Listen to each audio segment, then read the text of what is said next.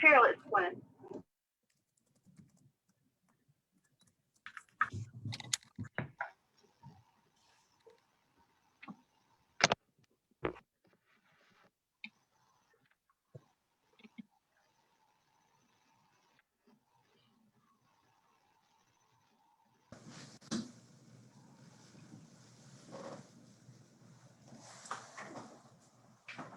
Like drove all the way out there, like drop it off.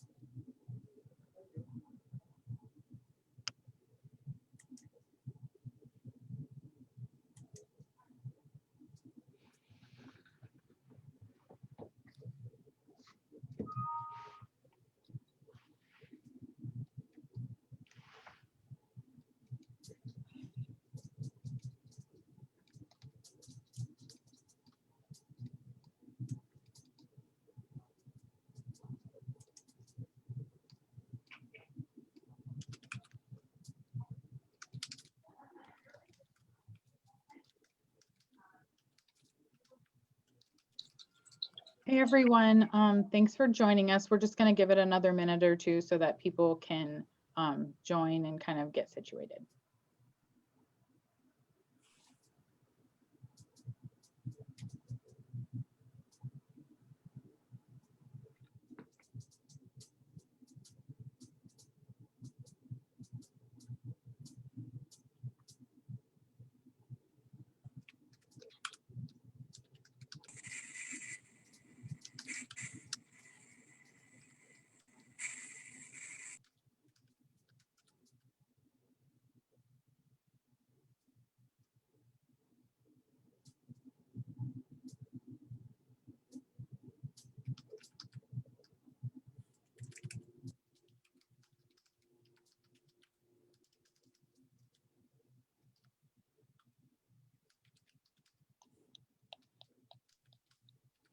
Okay. Well, first of all, welcome to the second session of our Human Trafficking in Nebraska Lunch and Learn series. This session is hosted again by CHI, the Ponca Tribe of Nebraska, the WCA, and the YES program, Youth Emergency Services here in Omaha. We're going to hear from some speakers from each of these organizations today. Use the chat to ask questions, to answer questions, connect with each other. We will have time for questions at the end. So if you want to just kind of keep those thoughts in mind, jot them down so you don't forget, we will certainly get to those. If you want to verbally ask questions, just raise your hand and you'll be called on. The agenda today also includes 3 sections that are related to breaking through common myths related to sex trafficking. So we're going to start with sex work versus sex trafficking. We have a survivor story to share, and then to discuss some barriers to leaving.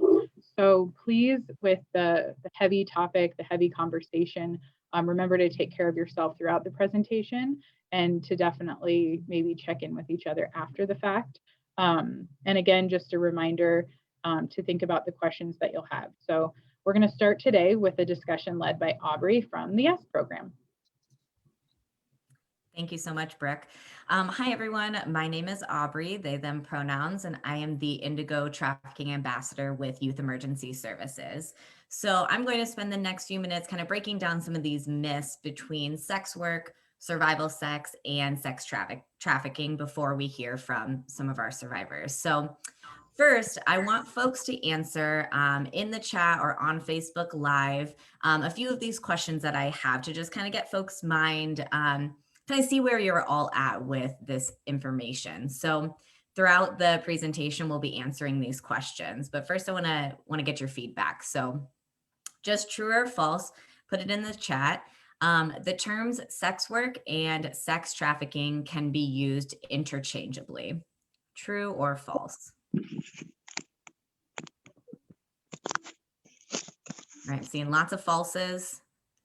I think I saw at least one true. There we go. Oh, they're going to put a poll up. You're fancier than me. Okay.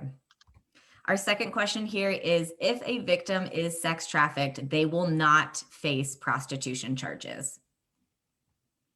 True or false? Seeing lots of falses as well. And then our last question here is, some people choose to enter into sex work.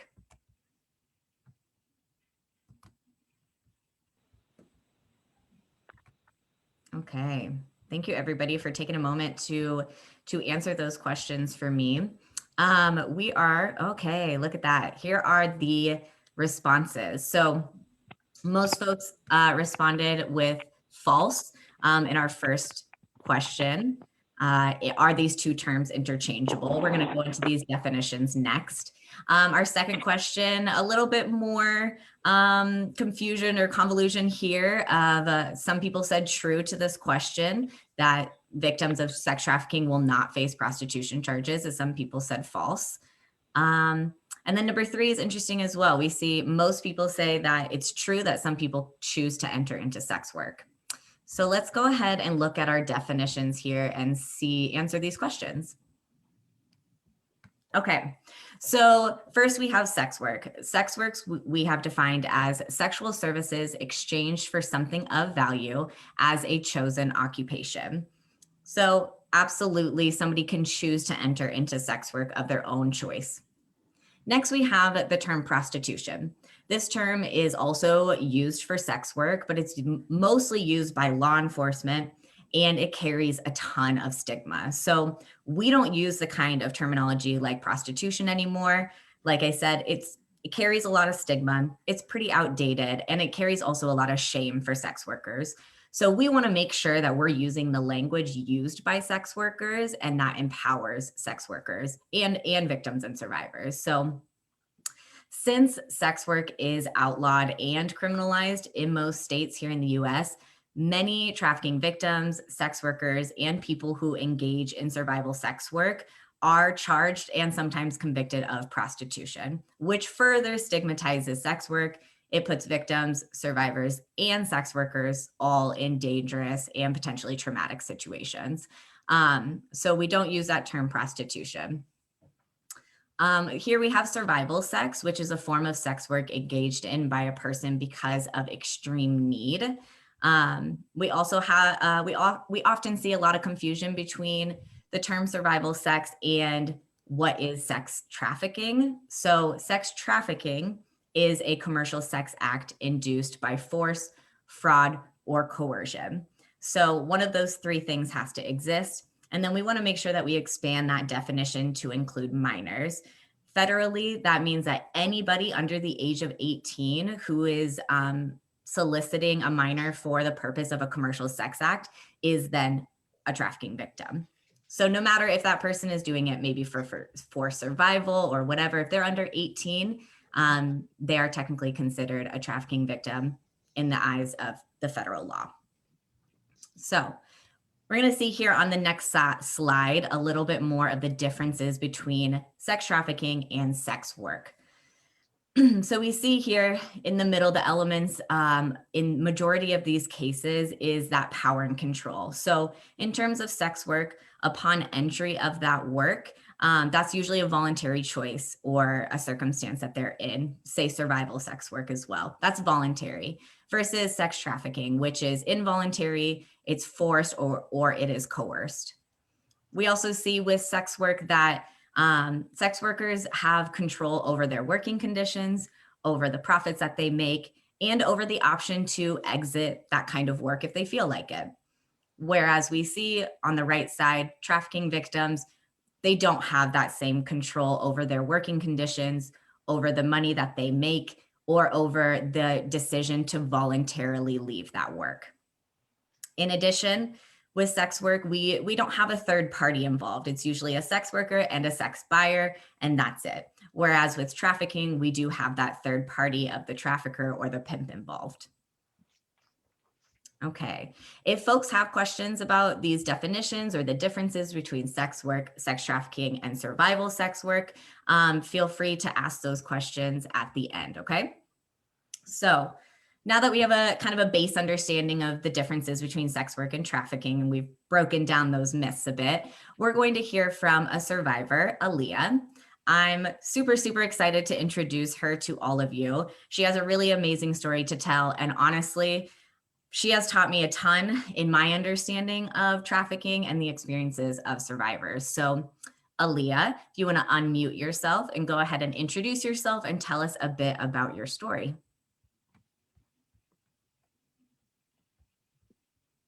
Hi. Hi. I'm originally from another country. I was adopted and brought to the States. There was a time in my teenage years after coming to US when I got around the wrong crowd. Eventually, I became a mom and was in a relationship with someone who abused me. They forced me into human trafficking. They would manipulate me into having sex for money. I didn't think that I was being sex trafficked because in my mind, sex trafficking was a group of girls in the same room and different men would come in and out. You couldn't leave and you were trapped. However, I received help from WCA in order to get out of that situation, and they helped me realize what being sex trafficked meant. It could come from someone you love and you trust. It made me feel sad and hurt and angry that someone who said they loved me could even do that to me. From there, I was determined to never let someone like that do that to me ever again. If you are a person who is experiencing a similar situation, the WCA can help, and you have the power and the strength to survive and get away from that. There is help out here to help you to stop being controlled. The number one thing that saved me was asking for help. That is a source of strength, and you should be proud of yourself asking for help. The WCA helped me and was there for me to get through this tough spot in my life. Currently today, I live independently and I am not being controlled by anyone. I am in charge of my own life and my body.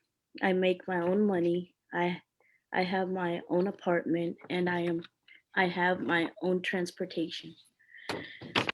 The reason why I agreed to come today is to be a real life example for you to know it is possible to survive and you can do it. It is not easy, but it is so worth it. Aaliyah, thank you so much for sharing all of that about your story. And it gives me goosebumps to think about how far that you have come, since starting to work with Indigo and the WCA. So I have a couple questions.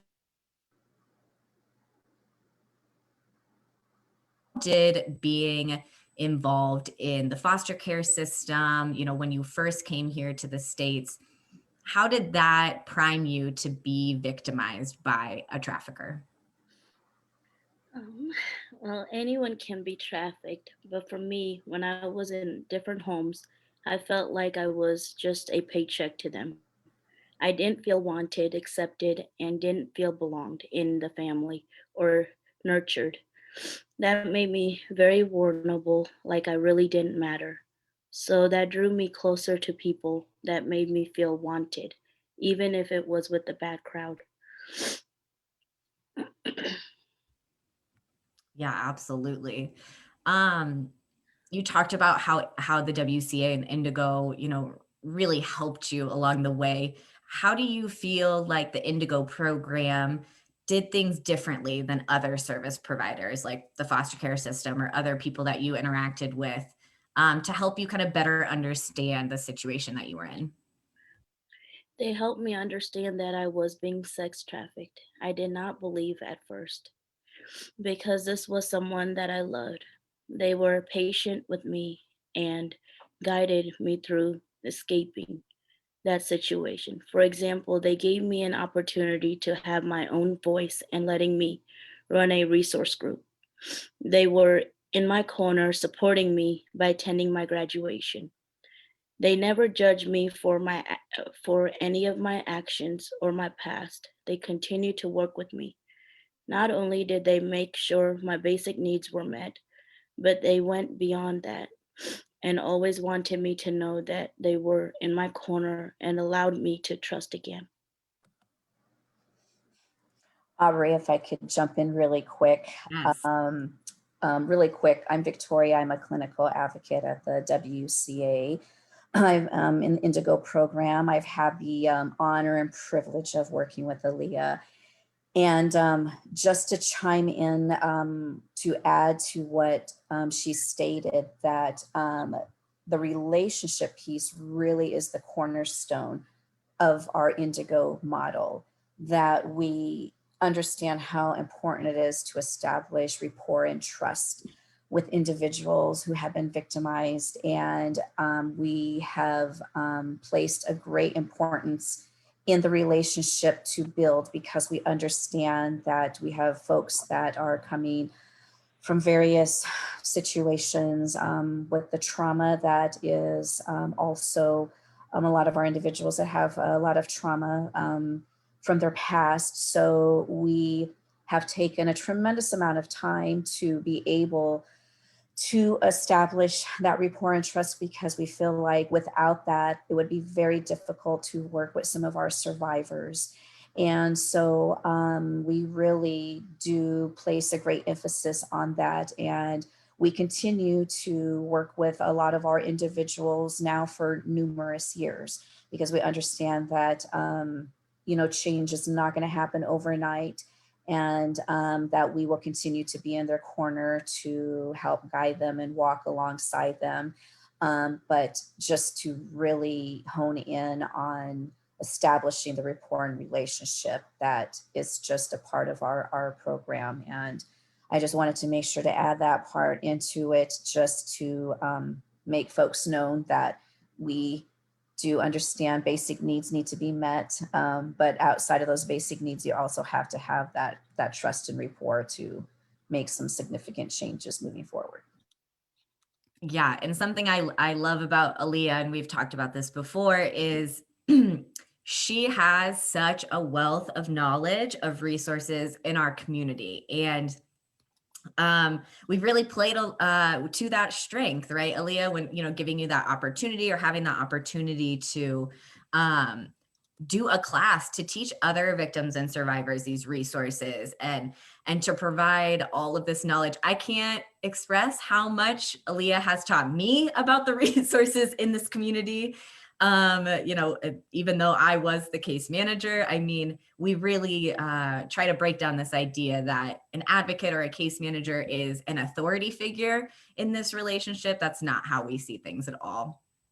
Aaliyah, Absolutely. Yeah, just real quick to add to that, the fact that she is able to advocate for herself, for the needs that she she has is such a great testament to her strength to be able to say, I know there are things that I need. I'm going to go out there and find them. And then not only that, but then to provide that to others, to be able to say, you don't have to continue to, you know, struggle for a lot of these things. There are opportunities out there. There are programs out there. She was able to, you know, like I said, do the advocate for herself. And we were just there as the support too. So to give Aaliyah the platform to share that with others, I feel like just is a great testimony to be able to say, I have needs that need to be met, and these are the ways I'm going to go about it. And then even us learning from her to share that with other clients as well is just, you know, says a lot about her strengths. I want to add that in the chat, somebody asked how Aaliyah was connected to the WCA and to Indigo. And she shared that the police actually gave her our phone number, but she didn't reach out until she was really ready to make that change and to leave the life, which I think, again, we're going to focus on that a little bit more in the next section as well. But my last question to you, Aaliyah, and then if you want to make any other comments, what would you tell folks on this call who are service providers who maybe might be working with young trafficking victims, or somebody who might be, you know, really at risk of being trafficked?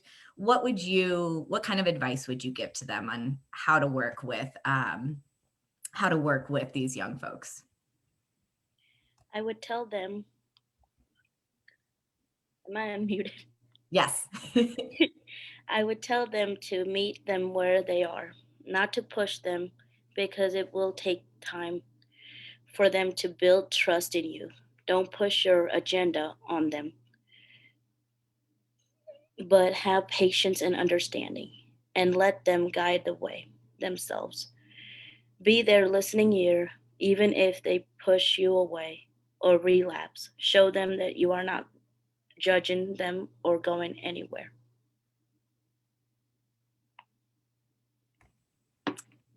I love it. I love it so much. Thank you so much for sharing. Aaliyah, is there anything else that you want to share with us before we move on to the next section and then get to questions? No, I'm good. Thank you. Yeah. Thank you again, Aaliyah, for sharing your story.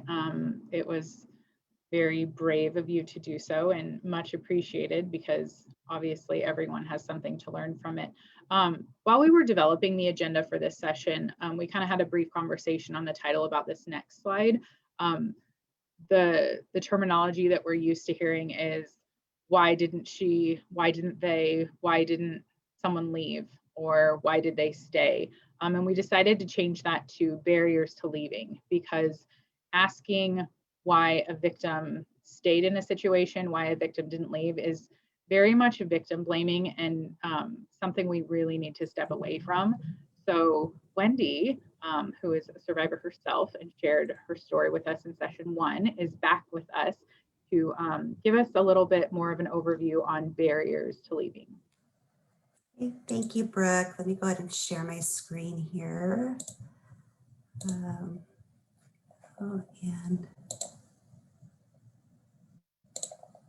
there we go. So there's 2 different analogies that I wanted to provide here about barriers to leaving, or the misconception of, you know, why would she make that choice? Well, she's making that choice, right? And I think about it, when a person makes a choice, they look at all the data, they weigh it out, they make a decision, and then, you know, move forward with that decision. So imagine yourself for a moment, you're taking a hike, you're way up in the hills, and, you know, having a lovely day, and you and a friend, and all of a sudden you lose your footing and you start falling down the hill. You're going head over heels, you know, you're tumbling along, there's trees, there's rocks. In that moment in time, you're in a desperate state. And I always say a choice cannot be made from a desperate state of mind. And so you're falling down that hill and you're desperate. You're desperate to grab onto anything that's going to stop your fall. This is very similar to imagine somebody with a drug addiction. The very first thing that they are going to want to, needs to be admitted, the first thing that they can grab onto is a drug to stop their desperation. That is what they're trying to do, is stop the desperation. So all of a sudden you're falling down the hill and you grab onto a little twig that stops you and you're hanging there and you're just so relieved. Oh, thank God. You're no longer as desperate as you were, but you're still desperate. But then that branch, it breaks and you start falling down more. And that friend at the top of the hill is there to point out, well, you should have made a better choice. When you're in a state of desperation, you cannot think straight. The only thing you can focus on is, how do I stop the desperation that I'm in? The other analogy is, let me see here. So imagine for a moment trafficking happening in this big, deep hole. Down there is, they have the pimps and they have all the victims, they have the Johns, they got drugs. Everybody down there understands the role that they have to play, and they have developed skills to be able to survive down there. Sometimes life isn't all that bad down there either. Sometimes it's really horrible, but you know what? You've made really strong connections with other victims, and you have found your little place in that hole, in the hole. Well, so imagine, somebody comes and looks down there and there's victims down there.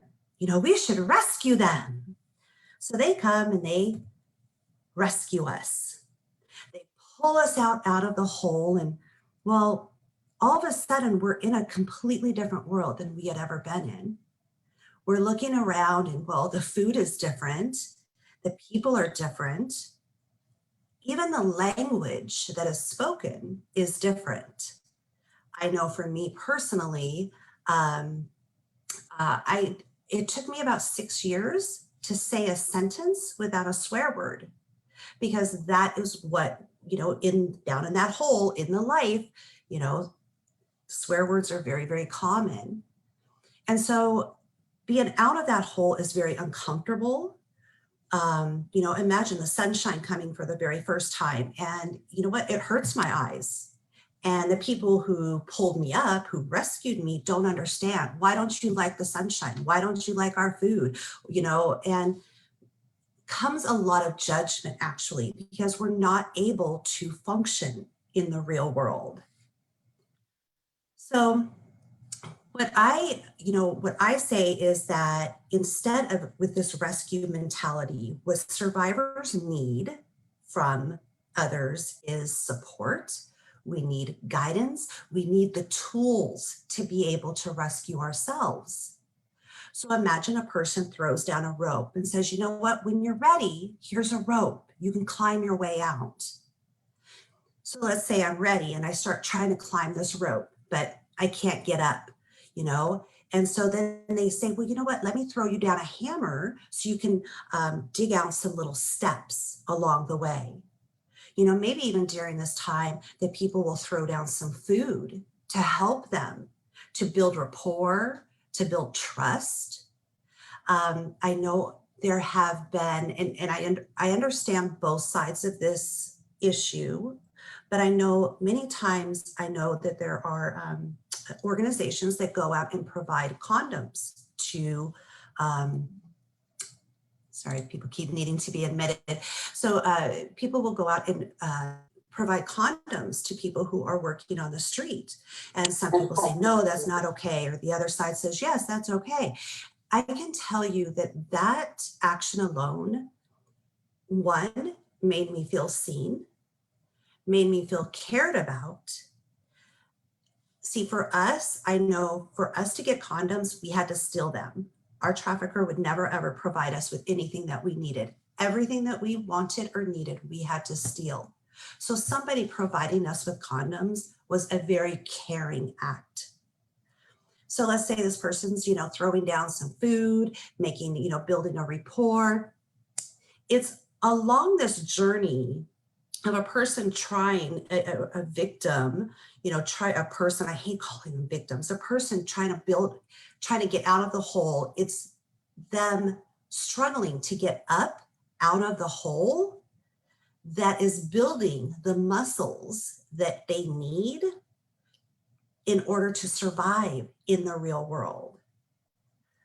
So let me see here. So maybe, the person is trying to climb up and they still can't get up. So they say, hey, can you send down a ladder? Can you send down a rope ladder for us to climb up? Sometimes we have to listen to the survivor, that we have to listen to that person to find out what their needs are in order for them to succeed. I think and one thing that really brings home my point is that if somebody else is rescuing you, it just makes you still a victim of some sort. Whereas when you are provided with the tools and the resources that you need to rescue yourself, that starts your self-esteem. It's that very beginning of a self-esteem that can be built on more as you as you are living out in the real world. So hopefully that explained it right. And so I'll go ahead and stop sharing my screen and send it back. Thank you, Wendy. That was such a good explanation. The visuals went along with it so well. That would be thanks to Aubrey as well. So give credit where credit's due for that. I guess right now we'll just kind of open it up for reflections, for questions. If you are watching via Facebook, please comment in questions and we will be sure to address those as well. I know there were a couple questions, I think, in the chat. One that was specific to Aaliyah. Just a minute. Did you age out of the foster care system, or how did that affect you? Somebody wants to. Yes, I aged out the foster care system, and it still affects me every once in a while, but I have a strong support system now. That's fantastic. We had someone else ask, and this could go to Aaliyah, to Wendy, to any of the caseworkers, anyone on the call, I guess. Do victims also feel guilt, or do they feel the need to feel guilt? How does a rescuer deal with this issue? What are some steps to say, don't feel guilty? And I guess if whoever posted that question wants to, I guess, talk themselves, you can just raise your hand down in the Zoom, and you're more than welcome to kind of expand on it a little bit if you'd like.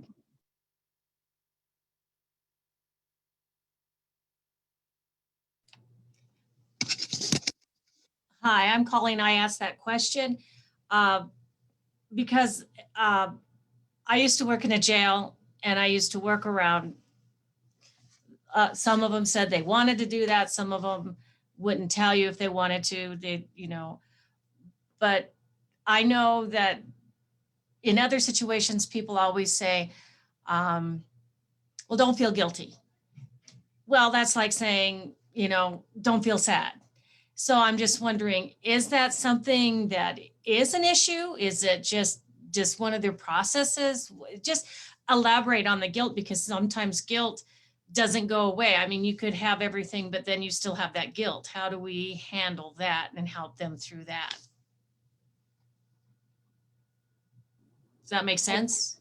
Yeah. Are you going from both sides, like as someone who's trying to help someone feel guilty for maybe not helping as much, or are you talking about someone who's within the situation feeling guilty? Well, I guess it was kind of a two-part, because I've never been in that situation and I don't want to assume how they feel.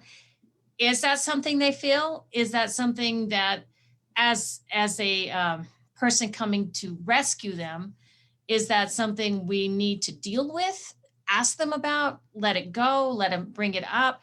I guess it's just, for me, I've worked with so many people who have carried guilt for so long that I personally, it's one of those, and I'm just, I unfortunately try to wham it in there. Hey, but is that something, just let them bring it up when it's their time? Is it something that we as a rescuer need to help them deal with right away? I just know too many that have gone down the road, they've done really well, but then the guilt resurfaces.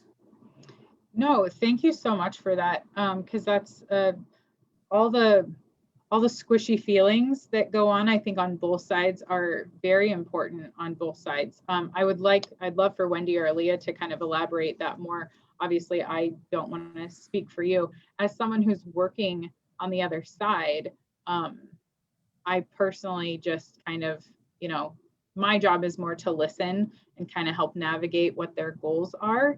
So to give them, when they're ready to share something, they're ready to do it. And then if they're going to disclose feelings like that, is just to support them and certainly not make them feel judged, and try and guide them to other resources that are going to help them work through that. But Wendy or Leah, do you guys want to elaborate more on that at all?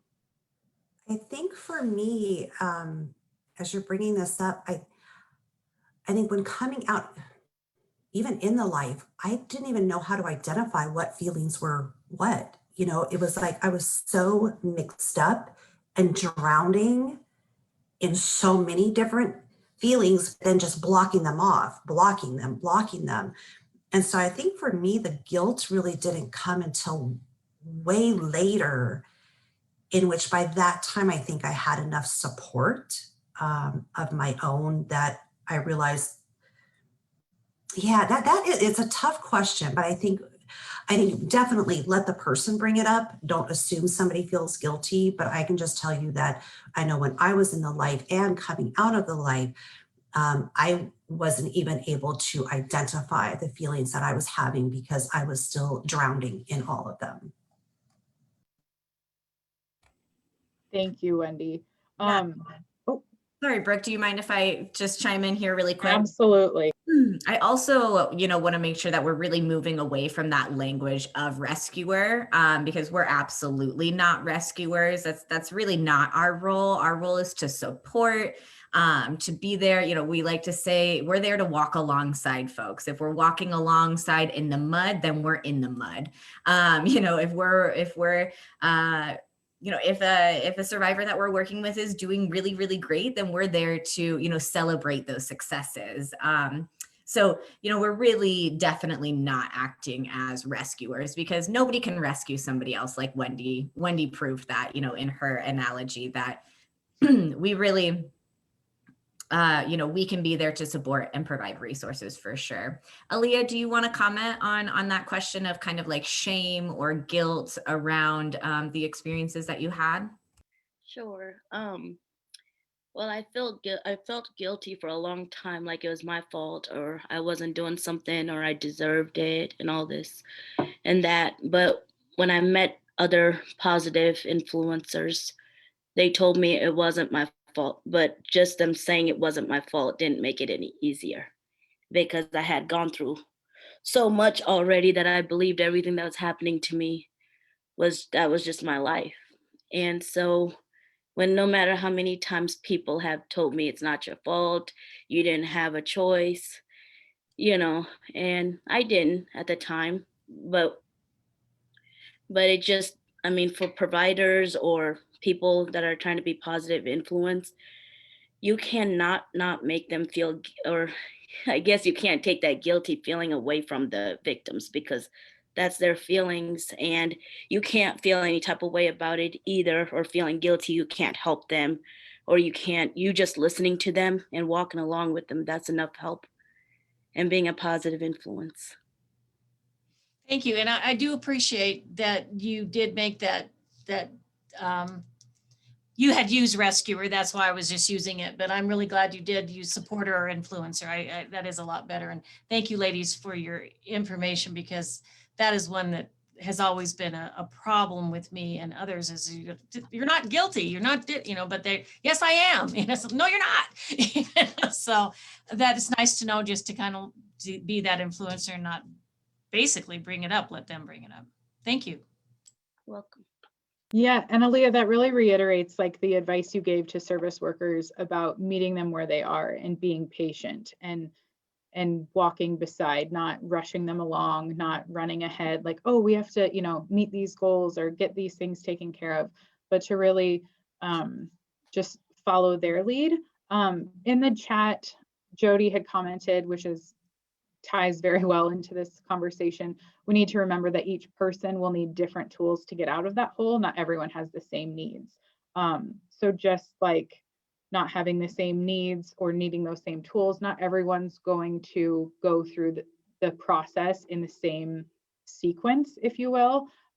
You're going to go forward, you're going to go backward, you're going to go up, you're going to go down. It's going to be very individualized. Drew had asked, as a cis man, is my presence traumatic or is it healing? Aaliyah commented on that. Sorry, not that you guys can't read yourselves, but sometimes it can be distracting trying to go. So I just want to make sure everybody is aware of what's happening in the chat. Aaliyah said that, Drew, you can show that all men are not like that, but first earn trust and again, meet them where they are. Aubrey commented that modeling those healthy relationships and healthy boundaries is a necessary component of the healing process. Aaliyah, again, it's fantastic that you are just so aware of your needs and so open to sharing that with others, because I think it really does help those who maybe aren't in the same place you are to gain a little bit of courage and momentum to speak up themselves. Jody, definitely need to validate every feeling as normal, whether it's for a victim, a survivor, or a provider. I know as a provider, there's a lot of stuff, going back to the guilt that you think about, you think too much about, you question, but it's good just even as a provider to have those supports to kind of talk through things and to be able to work through them as well. A question to Wendy, please give examples of what a ladder looks like. Is that provided once a relationship is established? I'm not sure when you are referring to in that process, but that question, how it's coming across to me is, just to give examples in my own life. I remember once I got out of prison, out of the life, making my way into the real world. I remember my very first job, real job, and one of the ladies, one of my coworkers says, "Hey, Wendy, let's go out for coffee." What do people do? What do you mean go out for coffee? People go out for coffee? I don't understand this. That concept was completely foreign to me. And I think a lot of people while in the life, they've either never learned how to have fun or they forgot how to have fun. They've never learned or forgotten how to, go out and socialize. I think about, one of my biggest fears, actually still to this day, is, or a trigger for me is going into an event where there is, the full course where, you have the 2 or 3 cups and 5 forks and 20 spoons and 3 plates. And I don't know what to do. This freaks me out. I know.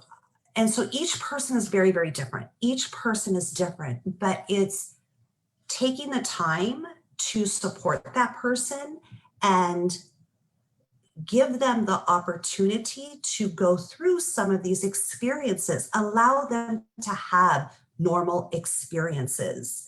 I think that is really important. I know if I ever ran a program, the program would be bringing survivors that are newly out of the life and taking them all out to a really nice restaurant all together so that everybody would be supported, letting them know different feelings are going to come up for each of you. This is going to be a foreign experience for you, a new experience. Taking them to Disneyland, letting them see what does it feel like to have fun. You know, taking them out for coffee and, you know, what this is what people do. And so I think each person is individual and you have to ask them, what do you need? And they may not know, and that's okay. Say, well, when it comes up, let me know, you know, and maybe discover that together. And to add to that, Wendy, if I can, and Aubrey can attest to this, the reason why we have such low barriers with our program is to be able to take the time to establish those relationships. And a big way that we would do that in the beginning was exactly what you did. Let's go for a coffee. Let's go for a quick lunch, and let's just talk. It didn't have to be this formal way, and how better to sort of start building that rapport and trust by just simply over a meal, to be able to not have to be in an office setting and that sort of thing, and allowed just some of our folks to just have the opportunity to talk, which is why the reason why there was intention behind the way that we wanted to run a program is simply that it's extremely low in the things that they have to meet, so to speak.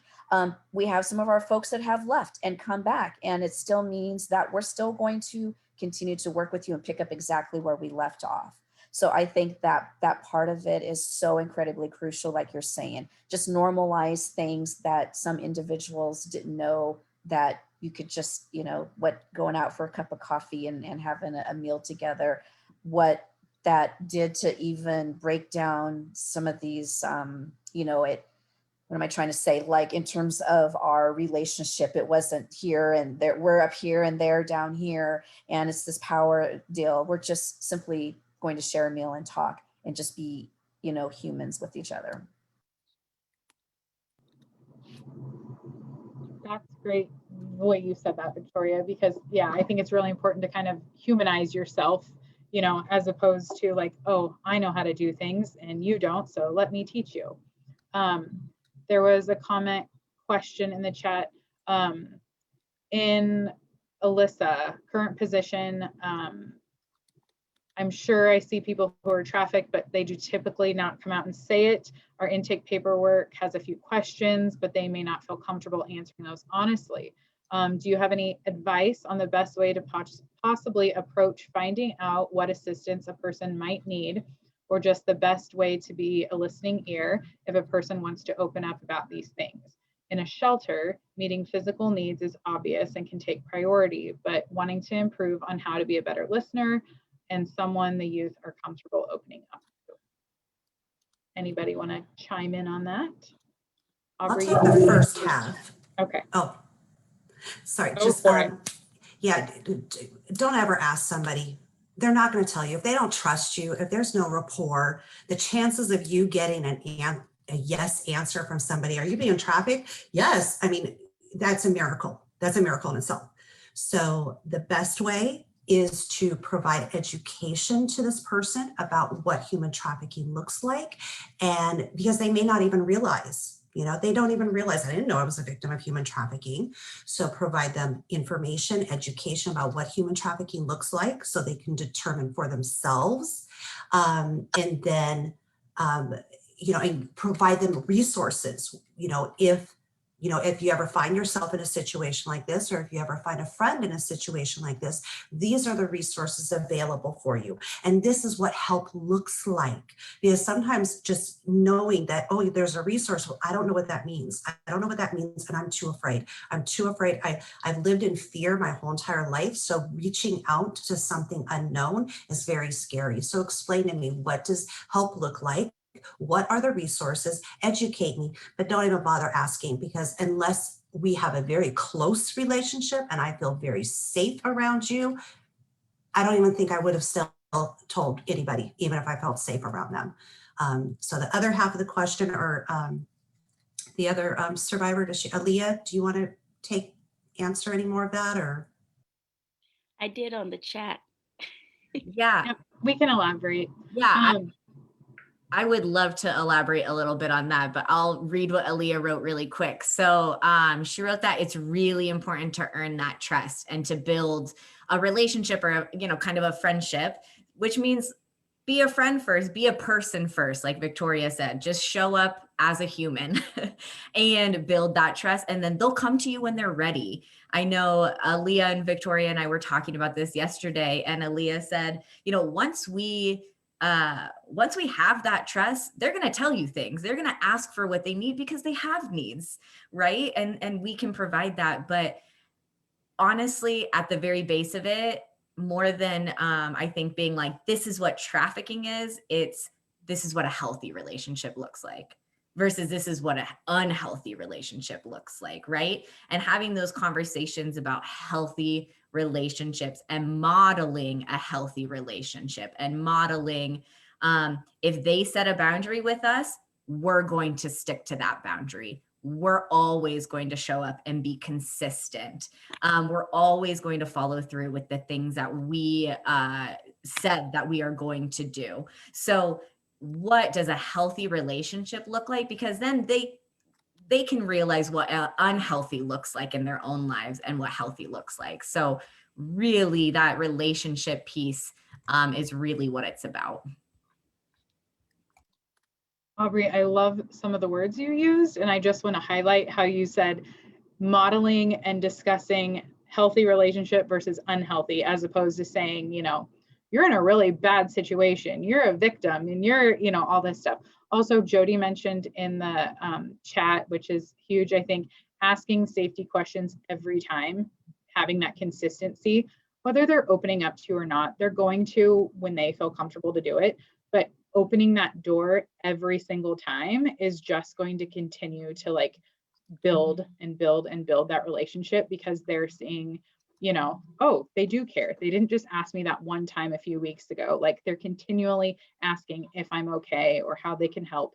And they're following through with what I'm saying, whether that's, I don't need your help, and they're respecting that boundary of stop prying, or if they're saying, I need this, and then you're able to provide that, whether it's through another referral, another service provider, or just that listening ear. Someone had commented a very specific situation. How can I advocate for a mom who's being court ordered by a juvenile court judge, for example, to accept services from an agency like WCA if they want to reunify with your kids? I have some personal thoughts on that, but I don't know if they're an actual answer. Anybody want to jump in? Hey, ask the question again. I'm sorry. How do you advocate for a mom who's being ordered by a court judge, for example, to accept services from an agency like the WCA if they want to reunify with their kids?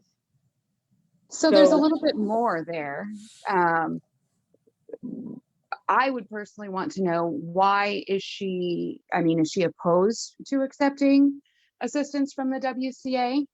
Because although it's court ordered, the WCA has fantastic programs that, I guess I would be concerned why she isn't wanting to accept some help if she's wanting to, build that relationship and get connected with her daughter again. I understand that the being forced to do so, none of us want to be forced to do anything, but maybe explaining that the WCA has fantastic resources available, and what barriers is she facing that she doesn't want assistance? Because it sounds like if it got to the point where it was court ordered, there were a lot of issues that we don't know about. But I would be more concerned about why isn't she wanting to accept help? And then just to piggyback on the other situation, I think a lot of us as providers, whether we're in a shelter or in a healthcare system, we want to be the one that rescues somebody. And really, that is not our role. We need to make sure that we are offering that assistance, and that we're not going to force anybody to to leave a situation or to open up at all. Yeah, and I would just love to read Aaliyah's response in the chat as well. She said that it's super important. It's very important to earn the trust and to build a. Oh no, wait, we already read that one. Sorry, I got confused with the chat. Okay, here we go. Monica, you can't make her want to get that help from an agency. She has to really want that help. Until then, it's out of your control, but don't give up and be in it for the long haul.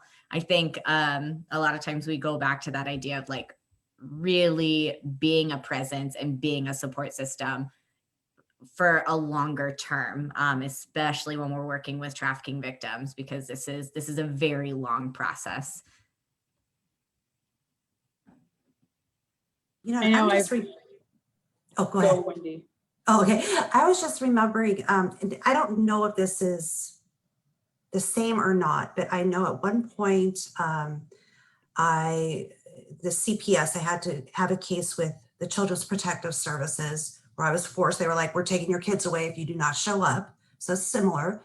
I remember I showed up being scared to death, and they actually had, it was like around, you know, it was literally a wraparound service. I had no idea what these people were though. I remember walking into the room. They sat me down. There was about 6 or 7 people at the table. And I'm just, you know, it's like me against all of them. I'm scared to death. The introduction though, as each person, I remember the main person rose and said, Wendy, I would like to introduce you to your team.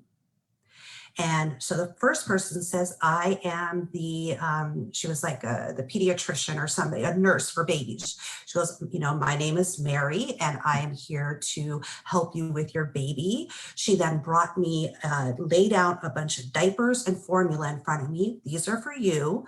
And I'm going to help you, you know, help your baby, whatever it was. Then the next person went and she said, I am here, I'm the family therapist. So I'm gonna help you and your kids, you know, go through counseling together.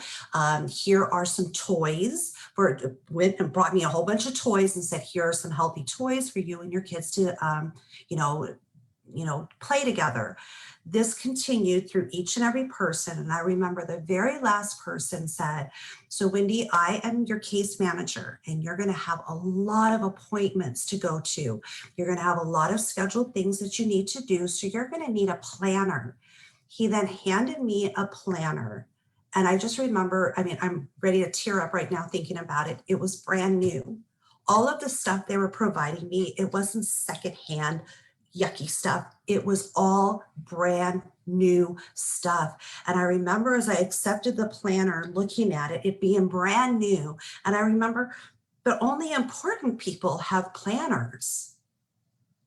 And so I wonder, is this person, maybe it needs to, instead of you have to go to the, you know, WCA to get this, it needs to be more presented as, here are the services that are offered. You know, these are your team members, you know, and bring it in differently. So Definitely a direction that needs to be taken, Wendy. Thank you for that. For the sake of time, we're going to kind of wrap things up. Thank you so much to Aaliyah and Wendy for sharing more of your stories, for giving wonderful advice, perspective for everyone, for just having a great discussion, asking questions. Just to remember, there are some action steps you can take. Learn more at polarisproject.org. Share posts on social media from trusted organizations, and then be sure to check out local and national legislation related to human trafficking and call your representatives. There is the certificate in the chat. You need to fill out the survey to get that. So please do that. If you have more questions, you can send them to the email that's just been in the chat, sarah.e@wcaomaha.org. She will get them directed out and then get back to you. Also, our next session is March 24th, and we're going to dive more into action steps that you can take. So thank you again to everyone, and we hope to see you next time.